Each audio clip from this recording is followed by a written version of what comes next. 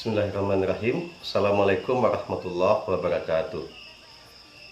Sahabat penyelenggara dimanapun berada, pada segmen kedua ini kita akan membahas apa saja dokumen dan alat kerja yang akan digunakan oleh PPS dan tenaga peneliti selama proses verifikasi faktual dijalankan. Nah, pengenalan terhadap dokumen dan alat kerja ini penting karena ini berguna sebagai alat bukti dan dokumen-dokumen pendukung kalau seandainya di suatu hari nanti terjadi permasalahan terkait dengan proses verifikasi faktual, sehingga seluruh tahapan, seluruh proses di dalam melakukan verifikasi faktual ini terdata, tercatat dengan semestinya, tentunya dengan menggunakan dokumen-dokumen dan alat kerja yang tepat. Sahabat-sahabat sekalian, berikut kita akan perkenalkan apa-apa saja dokumen yang akan digunakan dalam proses verifikasi faktual oleh PPS atau tenaga peneliti. Pertama, dokumen yang digunakan adalah formulir model B11KWK perseorang. Kira-kira bentuknya seperti ini. Dokumen ini berisi daftar nama-nama pendukung dalam wilayah kerja PPS di satu nagari atau satu desa. Dokumen ini menjadi alat kerja utama yang digunakan oleh PPS atau tenaga verifikasi dalam melaksanakan proses verifikasi faktual. Nanti PPS dan tenaga verifikasi akan menemukan di dalam dokumen ini nama-nama pendukung yang sudah dicoret. Nah, jika ditemukan seperti itu, maka tidak perlu lagi dilakukan verifikasi faktual karena data pendukung itu sudah TMS pada proses verifikasi sebelumnya. Kemudian, di dalam dokumen inilah PPS atau tenaga peneliti akan mencoret nama pendukung yang TMS serta mencatatkan alasan TMS-nya, lalu memarafnya. Setiap proses pencoretan dan pemarafan itu harus didokumentasikan dan tentunya dikoordinasikan dengan pihak pengawas. Jika ditemukan di dalam dokumen ini ada catatan di dalam kolom keterangan seperti catatan PNS, perangkat desa, wali nagari, dan lain-lain sebagainya, maka PPS wajib menanyakan secara langsung kepada pendukung perihal kebenaran pekerjaan pendukung yang sudah ada catatan dalam kolom keterangan tersebut. Dokumen kedua yang akan digunakan oleh PPS dan tenaga verifikator adalah formulir model BA5KWK persorangan. Bentuknya seperti ini. Formulir ini digunakan jika ditemukan pendukung yang kemudian menyatakan tidak benar memberikan dukungan kepada Bapaslon persorangan. Maka pendukung itu harus mengisi datanya di dalam dokumen lampiran BA5KWK persorangan ini, lalu menandatanganinya. Dokumen ini menjadi bukti bagi pendukung yang menyatakan tidak benar memberikan dukungan dan dukungannya itu menjadi TMS. Dokumen ini menjadi lampiran utama dari hasil verifikasi faktual yang dilakukan oleh PPS dalam berita acara model BA5KWK persorangan. Nanti akan kita perkenalkan model tersebut. Dokumen ketiga yang digunakan oleh PPS yaitu formulir model lampiran BA51KWK persorangan. Tadi lampiran BA5KWK, sekarang lampiran BA51KWK persorangan. Dokumen ini bentuknya seperti ini. Dokumen ini digunakan oleh pendukung yang menyatakan benar memberikan dukungan, diisi oleh pendukung, lalu ditandatangani atau diberikan cap jempol.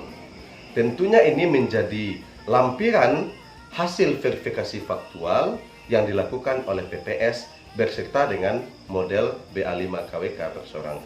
Dokumen keempat adalah formulir model BA3 KWK persorangan.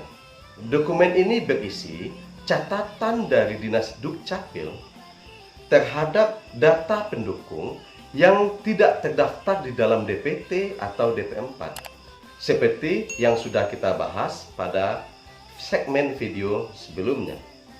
Dokumen ini kira-kira seperti ini bentuknya.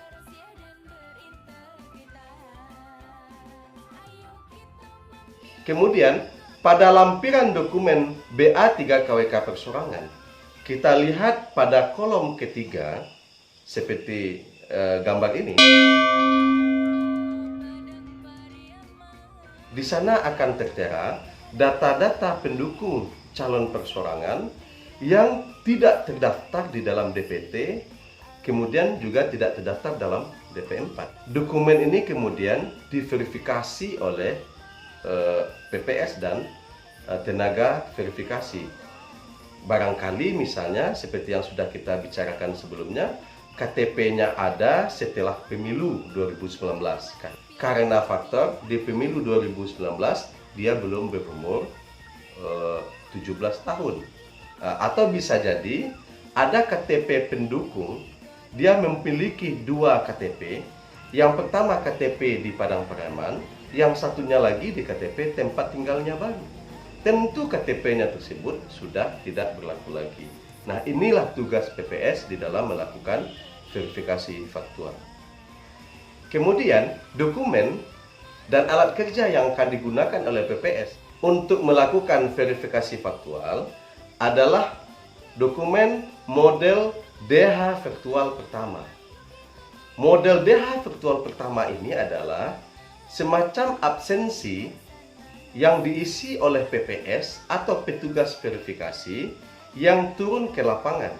Jadi siapapun yang ikut turun melakukan verifikasi faktual, baik itu PPS maupun misalnya nanti didampingi oleh LO atau didampingi oleh tokoh masyarakat misalnya, atau didampingi oleh Panwas misalnya, atau misalnya ada pihak-pihak lain yang ikut mendampingi, dia mengisi daftar hadir ini. Model DH Virtual Pertama ini kira-kira bentuknya seperti ini. Ini untuk membuktikan bahwa PPS dan tenaga verifikasi ini bekerja melakukan verifikasi faktual dan ada pihak-pihak yang menyaksikan berjalannya proses verifikasi faktual itu. Berikutnya dokumen atau alat kerja yang digunakan oleh PPS yang keenam adalah model V1 tidak ditemukan.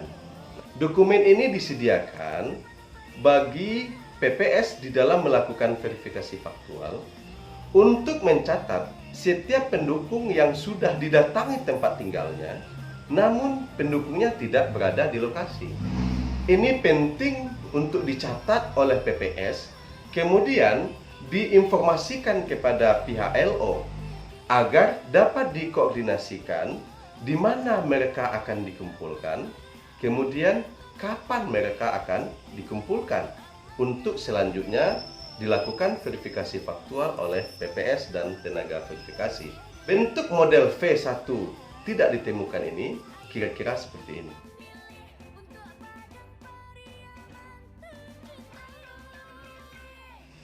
Dia berisi dua lembar.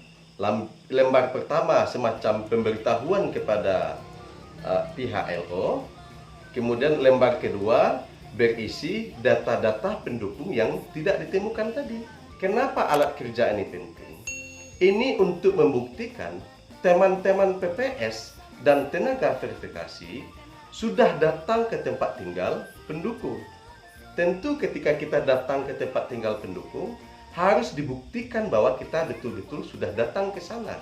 Tidak saja hanya dengan video atau foto, tetapi juga ada dokumen pendukung yang kita sediakan. Nanti akan diisi siapa saksi teman-teman PPS ketika telah datang ke rumah salah satu pendukung misalnya.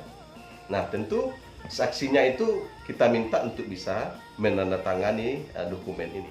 Alat kerja model V1 tidak ditemukan ini harus direkap oleh PPS setiap hari, kemudian diinformasikan kepada PPK dan KPU, lalu dikoordinasikan dengan LO, karena pendukung ini akan kita minta LO menghadirkannya di satu tempat di dalam nagari.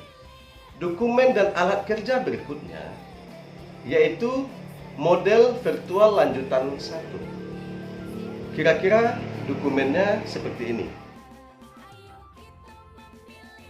Dokumen model virtual lanjutan 1 ini berisi daftar pendukung yang tidak ditemukan atau alamat pendukungnya yang tidak ditemukan.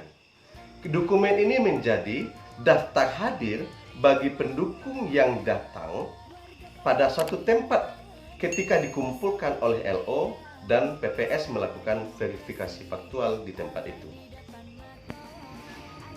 Sahabat penyelenggara semuanya, demikian video segmen kita kali ini. Semoga bermanfaat. Jangan lupa like and subscribe-nya ya. Terima kasih. Assalamualaikum warahmatullahi wabarakatuh.